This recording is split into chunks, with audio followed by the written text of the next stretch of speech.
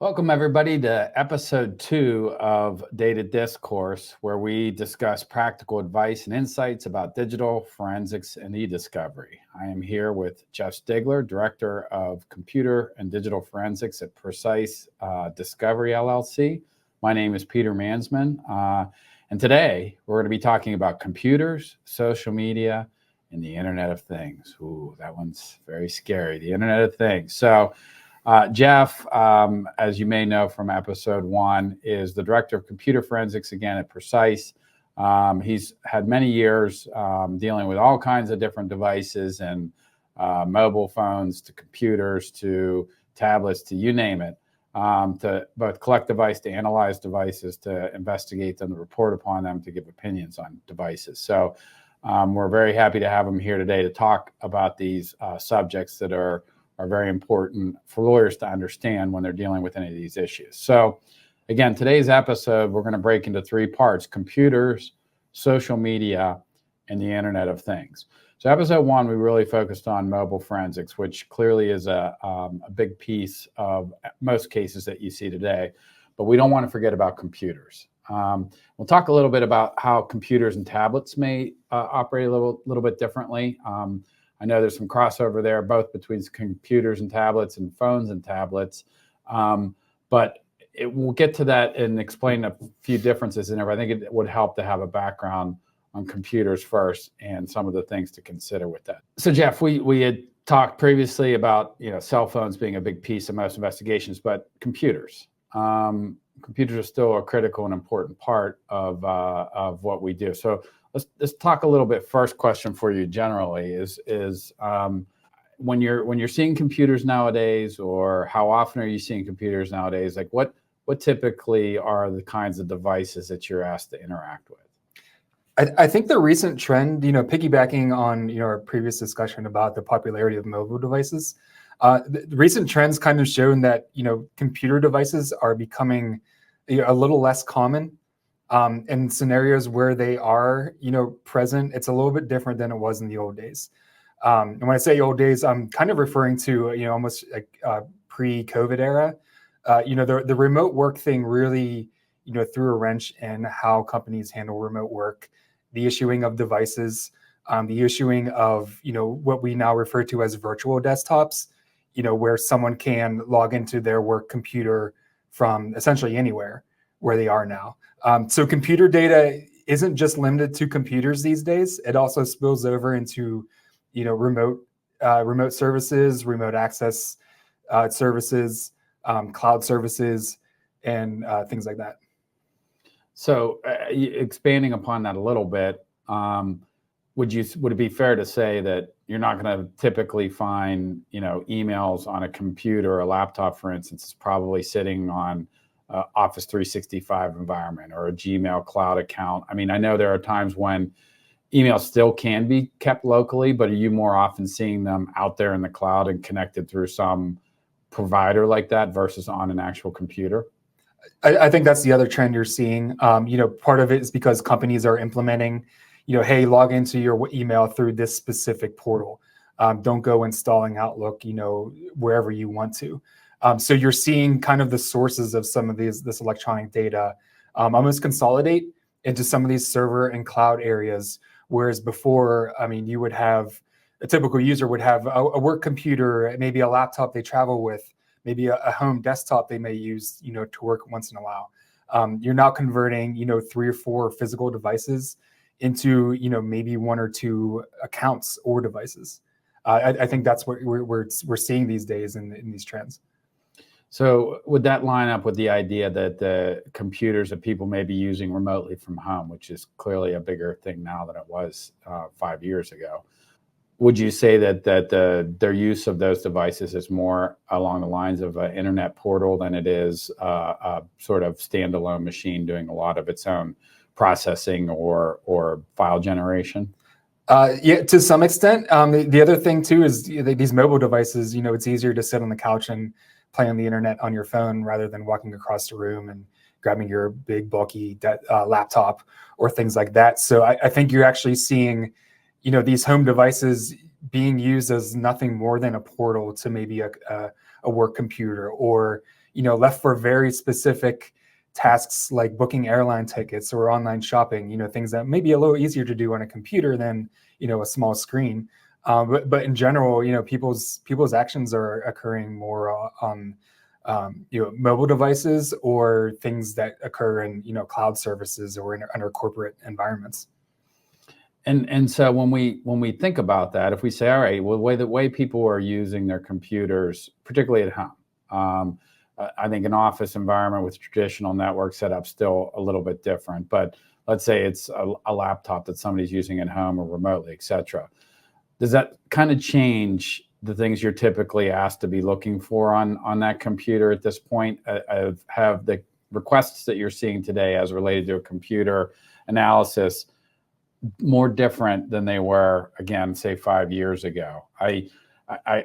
I think that we've probably seen a shift more into user activity on computers versus necessarily files. But I wanted to see if that lines up with your experience. I think particularly in say a category like employment law, where a former employee may be in possession of something they shouldn't be, whether it was purposeful or not.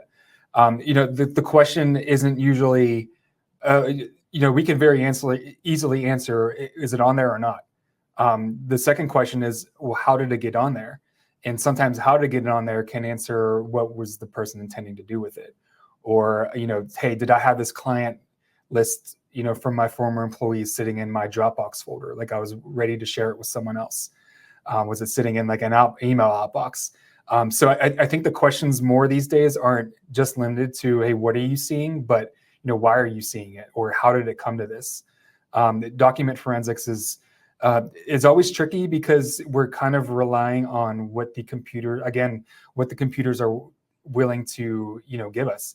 And again, there's not a easy green button I can hit that says, hey, show me everything that happened with these documents from the moment it was created to we're looking at it now. No, you're left with looking at various trails of breadcrumbs. Did it show up in a recently accessed list here? Was it modified in this date? You really have to put all these little artifacts together to, tell the true story about a file, which I think is what a lot of people are interested in with these days. And so whether you're interested in understanding what happened to a file or understanding what happened on this computer, what was somebody's activities or their intentions whenever they were on this computer, talk about the importance of a proper collection and what that means from a forensic standpoint, and which allows you to reasonably report on information contained on that computer. So in most scenarios, when we collect a computer, we're collecting, every single bit of data on the hard drive. Not even just the C drive that you might see when you open up the computer. Essentially, we're striping out all those ones and zeros and putting it back together. Encryption is going to play a deal in that these days. Computers by default are now coming out encrypted.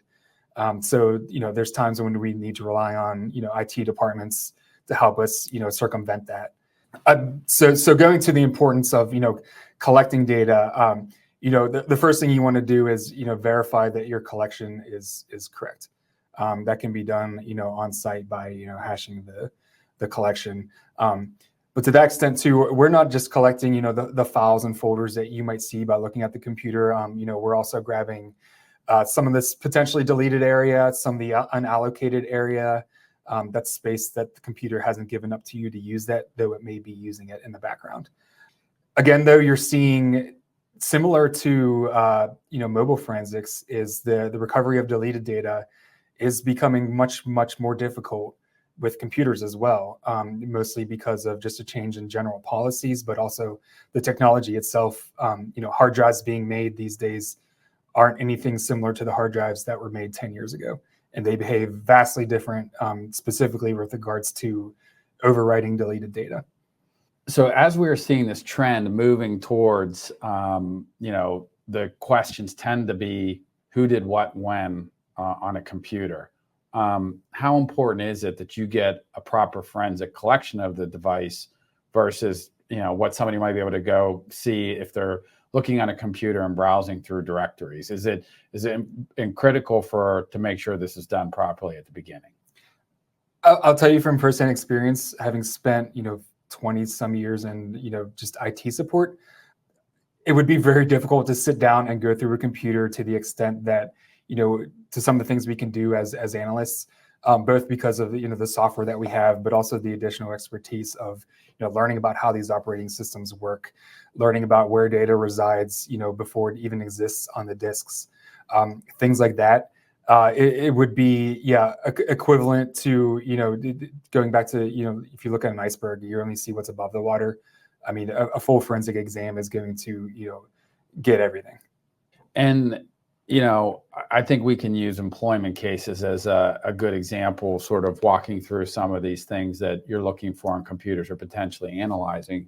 But let's break these down into some examples. And in employment cases, again, we see a lot of them just because of the who did what and when on a computer is often at what issue in that case. So talking about that, internet history.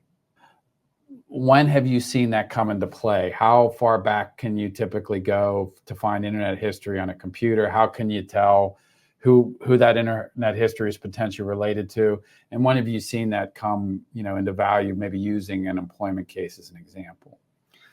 So again, that's something that's, constantly changing. I think now you're seeing a brand new computer, you install a browser, set it up, and by default, it's only going to keep your internet history for 30 or 60 days. The second one is, it may not even be storing these internet history databases on the computer. If I'm a Chrome user and I sign in with my Google account, it's actually syncing that with my Google account in the cloud. So in that case, it's more beneficial to an examiner to look at the Google account rather than the computer itself. So you're seeing some of these data sources that used to reside on the computer now existing in other places. And are you seeing more and more instances where either privacy settings are turned on or people are using a private browser where it's just not keeping any of that information? I think people are becoming more aware. I'm even seeing some users use third-party browsers, besides Safari or Chrome or Firefox that, you've not heard of that, specifically offer, fully encrypted web browsing and things like that. And, the amount of internet history, web browsing history available for some of these third-party apps is almost non-existent. They almost truly are, anonymized. In the field of, employment law, regards to some of this, I think the biggest request is, proper usage of computer systems. Was someone doing something on a computer that they shouldn't have been? And, there's been scenarios where, even though you're running a private browser, we maybe can't determine, when you went to a website, but at some point, something made a record of you visiting, this single website or a string of websites that we use to prove, inappropriate use. And talking about that employment scenario and the potential that you may have, we may have the question about were files improperly taken, was information or evidence taken that shouldn't have been from an employer to an employee moving to a new place. Talk about that where somebody comes to you and says, hey, this is the issue. We had the top salesman just left and we think they're going to join a competitor, or we think that they're going to start out on their own. And we think they took this critical client list with them that is confidential information they shouldn't have. And they say, here's their computer. This is the one that was assigned to them. This is the one that they've had since the time they're with the company. We want to understand what may have happened, in the days, weeks leading up to their leaving. Talk about just generally, what are some things that you would typically be looking for to find evidence that may show something happened there? I'd say more often than not, what gets people into some of these scenarios are flash drives. Specifically the scenario of, hey, this was my last day. I have some pictures on my computer. I just copied my documents folder to my flash drive and thought nothing of it. And then weeks later get served, with a subpoena saying, hey, you took client data, you go into this flash drive and see they not only copied their family pictures, but they copied, client lists, things like that. Whether it was just negligence or, done purposefully, I may not be asked, to make an opinion on that. But what we're looking for are typically with employment law and things like that, and intellectual property, The concern is, where did this data make its way to? So we're looking at outbound, email, particularly personal email. Hey, did I log into a Gmail account on my personal Gmail account on a company computer on my last day and forward myself a bunch of files? Did I connect a flash drive, the morning of my last day of employment? Did I set up, Dropbox or any other file sharing service? Some other method of getting these files to myself. Those are typically where we start with, because if you see, if you start to see artifacts or files in these, it's a pretty good trail to follow. Who were these sent to? Which account were these? Do we need to now collect these accounts and see what happened? You really start, like I said, I always refer to the trail of breadcrumbs, but it starts somewhere, and you never find everything you need in one place in this industry. You need to really combine various sources, databases, and whatnot to really get the whole picture. And let's say you find evidence that a flash drive, a thumb drive was connected, at 4:30 on the last day of someone leaving at 5 o'clock. Are you able to match that up if later on you have thumb drives that somebody had in their possession to show that it is this thumb drive? Or what's the limitations? How far can you go with identifying where that thumb drive may have gone, or matching it to one later identified? Yeah, so whenever a flash drive is plugged into a computer, a limited set of data is retrieved. Again, it depends on the device plugged in, but you may have a matching serial number, or just the fact that I have a folder named a D drive and a folder named Jeff. It's a good indication that I'm copying files to do places like this. So sometimes you have to get a little simple. It's not always about carving up databases and finding, it's more about thinking about how the average user would behave.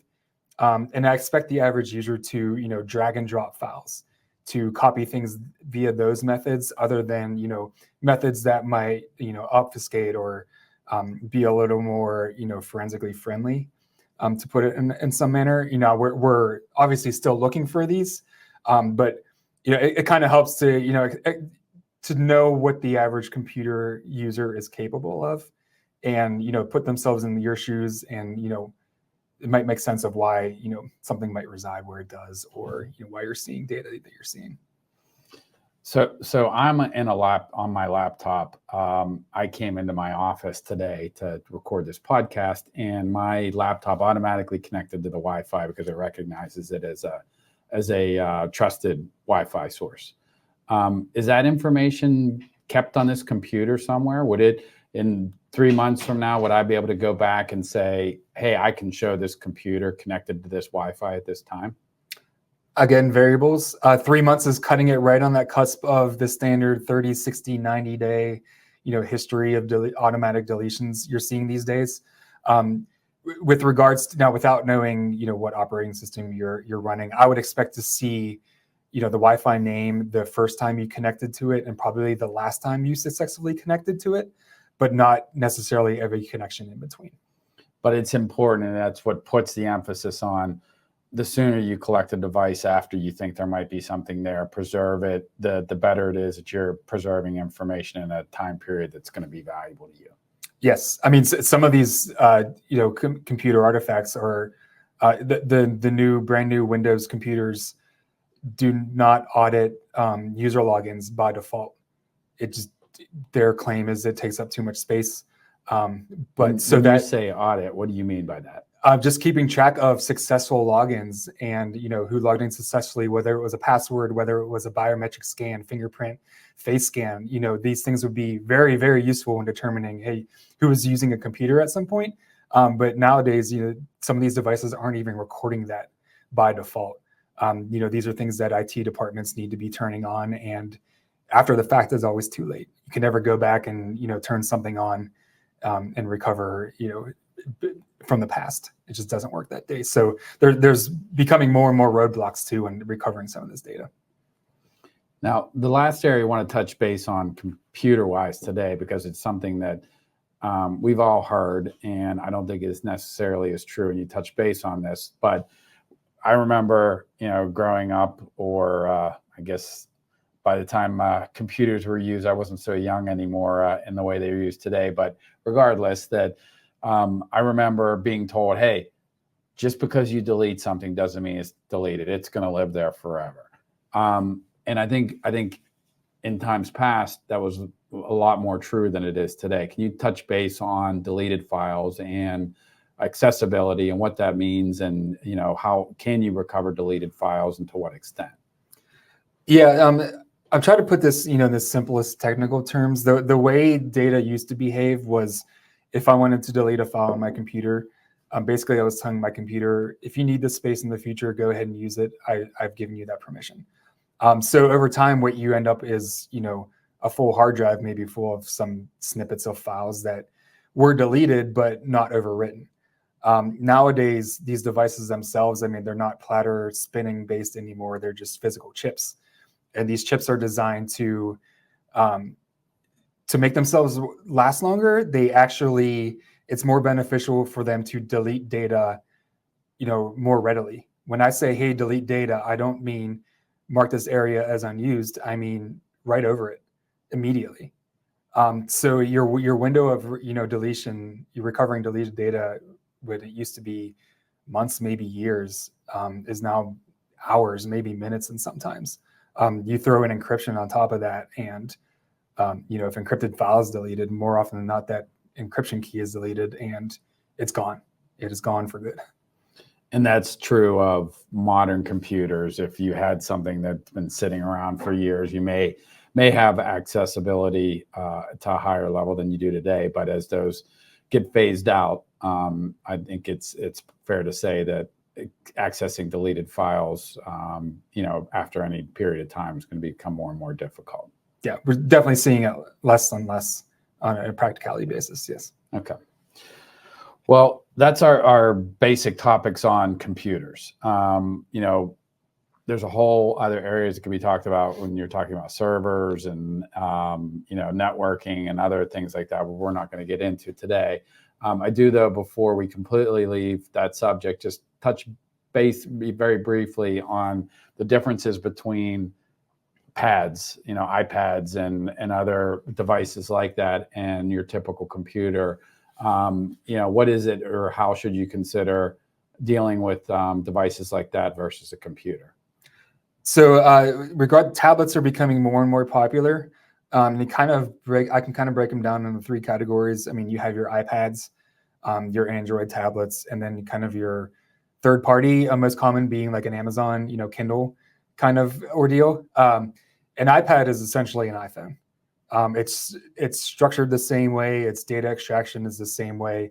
iPad forensics falls under mobile forensics, with the same limitations and expectations.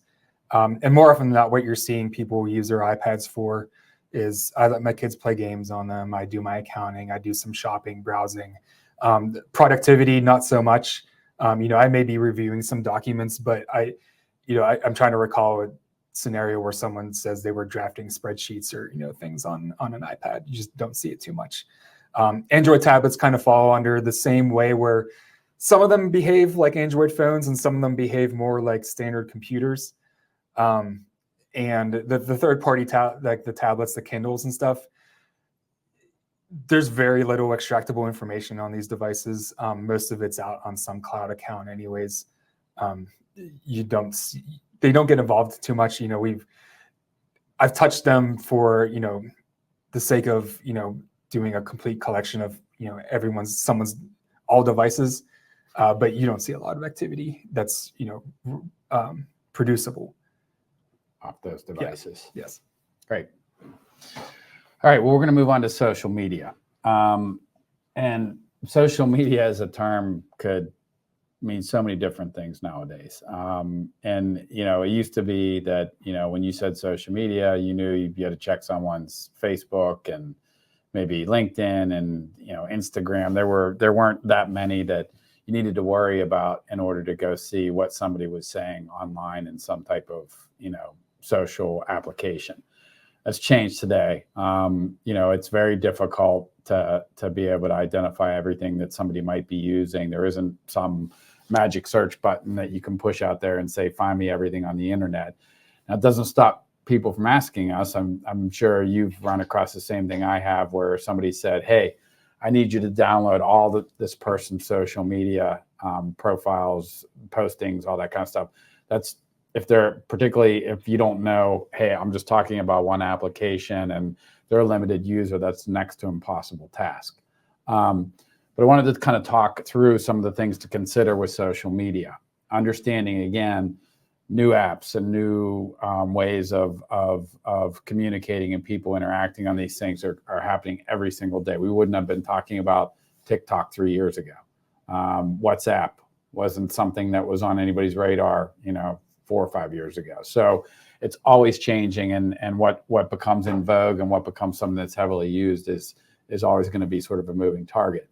But some things to consider about on social media. You talked briefly about public versus private settings. Yeah, I'll use Facebook as an example. It's because it's the platform that people are most familiar with. But in most of these platforms, I can create an account, and I can pick and choose who I want to have access to it. Some platforms we need to be friends or we need to be following each other for you to see my posts. Some of them you can set it to everyone sees everything. I don't care. So sometimes there's requests or, hey, we need, person X's, social media accounts, and I have to go back and say, I can show you their profile page. I can't get any further because I'm not friends with them.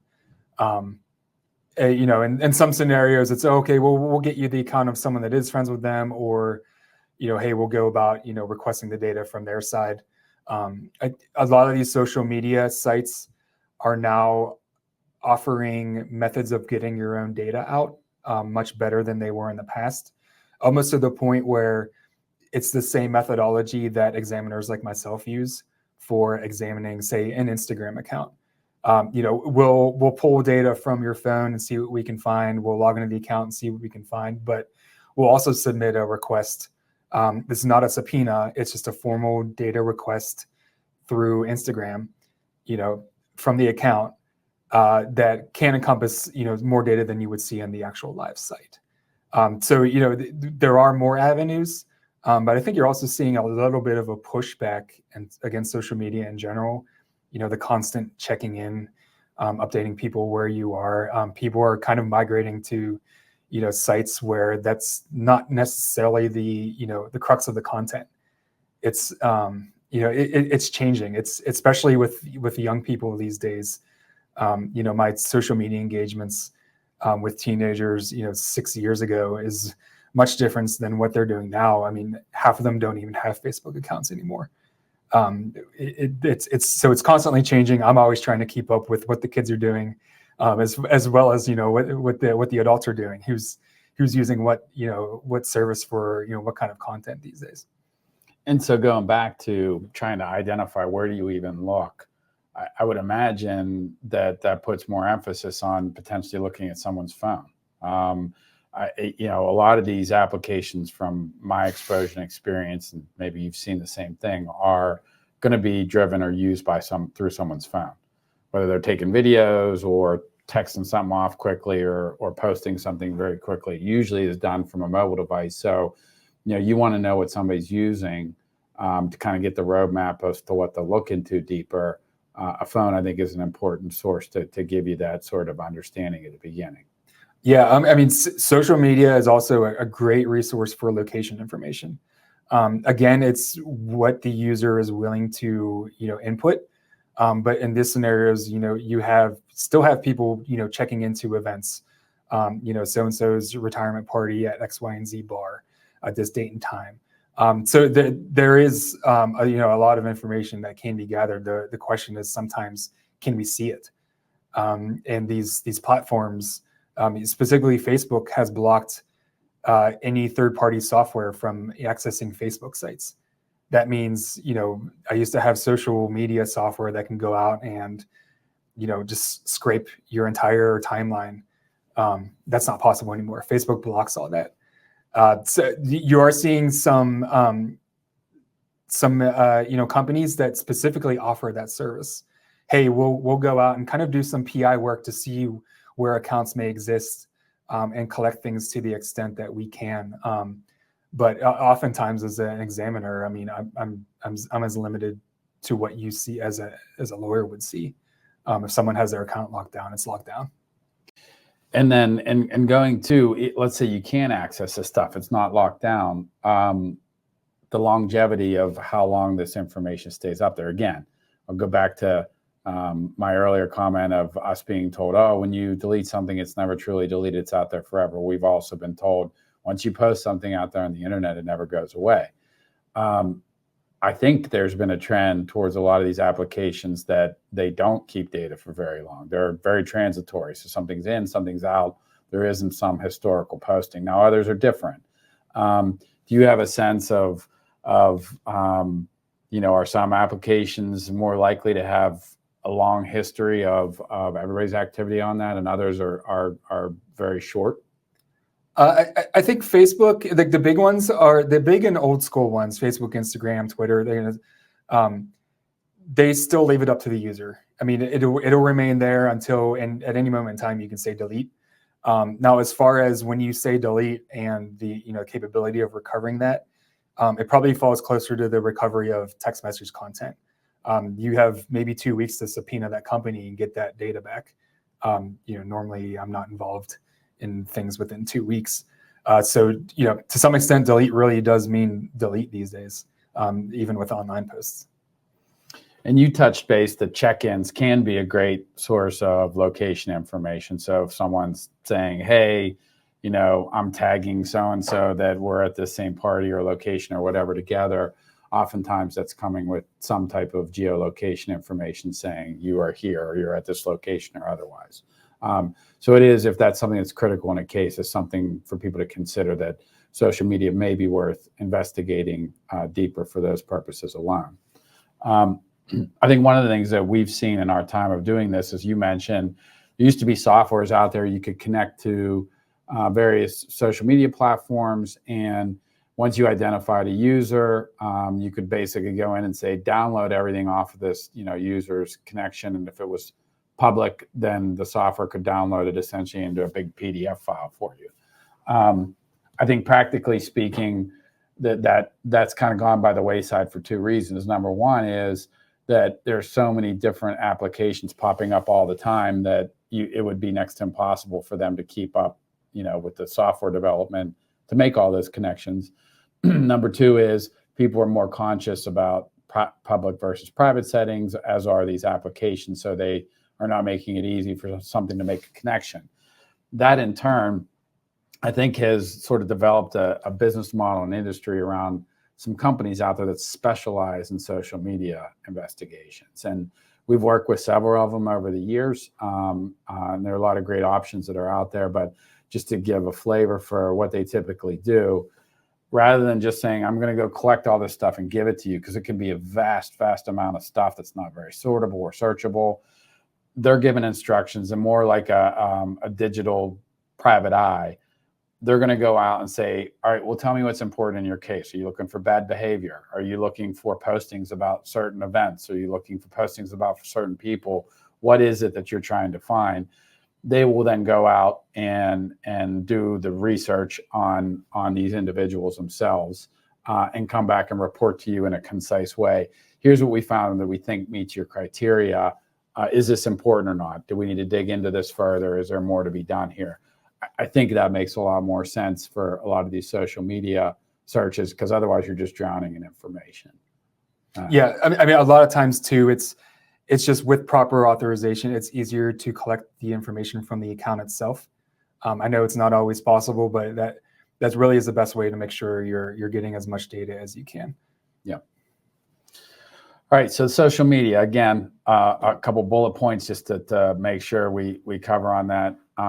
Oftentimes a great way to figure out what social media people are involved with, if at all, is looking at their phone. The apps installed, the access to different social media sites on there can often tell you how active they are or not. And that, really just asking for downloads of people's social media sites may not be the way to go. It just may be so much information that you aren't able to do much with it. So our next and last topic is the Internet of Things. So, Jeff, can you tell us, just generally speaking, when someone says Internet of Things, what are they talking about? Anything that you have connected to Be it a doorbell, your refrigerator, your TV these days. If you see smart devices, a device claiming to be smart, or anything I'd classify as the Internet of Things. Necessarily, devices you won't necessarily think could have store useful data, but you'd be surprised sometimes what they're capable of. Yeah, and this sort of all goes to the convenience of having all these interconnected devices that can do all these kind of things and make our lives convenient, etc. They're also creating potential data points, and not everyone is valuable, but it gets you thinking. If you're in that spot where you need to find some critical pieces of information or make sure they're not out there, you have to expand your thinking a little bit to say, all right, well, what else is out there that may have something that tells us something important about what happened. So I just want to touch base on some common devices out there. A lot of this is kind of new in terms of where you would potentially analyze and do things. And this is another area that stuff is changing so quickly. But, we have a lot of people that have Alexas and Siris and Google Homes now, little devices that you can talk to and ask them to play music or ask them questions and different things like that. Number one, have you been asked to engage much in dealing with these types of devices yet at this point in time? They've come up in conversations, but I don't think it's ever evolved to the point where, hey, we should look at it. Like I said, it going into the Alexas and so now I won't make comments on whether or not they're listening to you actively or recording your conversations or whatnot. But that information would not be extractable by any means from an Alexa, maybe through a subpoena through Amazon, or Google, something like that is more likely. Where I can see, Internet of Things, investigations being more applicable, maybe, like I said, a dumb Bluetooth device like a TV that hasn't been set up. If you wanted to prove that so-and-so was on premises at, this place, okay, well, why does the Bluetooth TV, show up as in a connected device? A Nest doorbell, refrigerators, things like that. Any Bluetooth connection is essentially in some, one way or another, a check-in, similar to a social media check-in. You might not get, as much information as you would from a social media check-in, but it's a data point and it should be considered. And, you're seeing more and more of video security systems. I mean, they're cheap, whether it's a Blink or a Ring or any of a number of other options that are out there, can be set up to be recording multiple places and take snapshots of activity and sound. You can communicate through them. And sometimes that information is kept for a certain period of time on someone's account. So there's all these different places where you have data. I find it interesting, the whole Alexa Siri questions, because if you have Siri set up on your iPhone, for instance, and you say Siri, do XYZ, it suddenly pops up. How can it do that? I think Apple has said, well, no, it's not recording you. It is analyzing the sounds in the room to determine whether or not a command's been made, which sounds a lot to me like recording. But I know there were issues about this early on. I think it was with an Alexa case where there was a murder, and Alexa, they subpoenaed Amazon to get recordings, and they did find that there was recordings that from in that room where they were able to pick up conversations and things like that, and it wasn't based upon a command. I remember me reading about a case with that, and Amazon's ultimate response to it was, well, we don't keep any of these recordings. They're just there for a limited period of time to both improve our ability to understand when commands are made, but it's a big question mark. Is there recordings out there from these devices? I've always found it amazing where you're talking to somebody and your phone's in proximity, and you go home, and the next thing you know, whatever you were talking about is suddenly showing up in ads on your phone, which always raise my suspicions of, is it understanding what's being said? Again, a little conspiratorial element to that, but it is a question as to whether or not some of those things are doing it. Smartwatches, people are texting through smartwatches now. The more that people are dictating into their phones to do responses and things like that, it's just more interconnected devices that are moving data back and forth, that are containing things that are potentially important. Something I think is interesting is online gaming. There's a lot of, my kids spend a lot of time on online gaming, and most of the time they're talking through their devices and things like that. But, there are some texting that goes on back and forth. Again, it's another data point to show this username is logged on to this point in time, which is connected to this IP address at this house. It's location information. And for a lot of this stuff, that's kind of what it comes down to. It's like, all right, well, for you to have entered this house, you had to enter the security code. Who knows the security code? Or for you to have Bluetooth turned on the lights in your room, it recognized this device within Bluetooth range of the capabilities of doing that, which would then lead to the conclusion that somebody was nearby. So this Internet of Things is more to sort of just put the topic out there of saying, we're going to have to think broader and broader as these become more and more prevalent in our everyday lives. One last area to talk about on Internet of Things, because I think we'll see this more often, is in vehicles. We've probably all heard I think, who is it? Allstate has the DriveWise app that lets you say, all right, well, if you install this, safe driver rewards. Well, what's that mean? It means that it's tracking, are you hard braking? Are you speeding? Are you driving erratically? Are you doing all these different things? Life's 365 app has something very similar, where you can install it, for instance, on your kid's phone who's driving, to see, are they driving safely or not? And these applications are basically tracking what's happening with that phone device when someone's moving through a vehicle. And even these vehicles themselves are getting so much electronics in them in terms of capabilities. They're mini computers themselves at this point. The potential resource of data coming from those black boxes for braking scenarios and when headlights are turned on, all that type of stuff. There's a lot of information that's captured in these vehicles that sort of falls under this Internet of Things. But the point on that whole category, again, is just that you really need to be thinking broader at this point when it comes to that stuff, because there's potential other data sources out there you may not be aware of at the moment. So this concludes episode 2 of our Data Discourse podcast, again, covering computer, social media, Internet of Things. I'll return with Jeff again for episode 3 with our digital forensics storytelling podcast, where we're going to talk about some interesting cases in the news and interesting cases that we've worked on. But we thank everybody for joining us. Again, you ever have any questions, please feel free to reach out to us directly. We look forward to working with you on a future case, and thank you for listening. Thank you.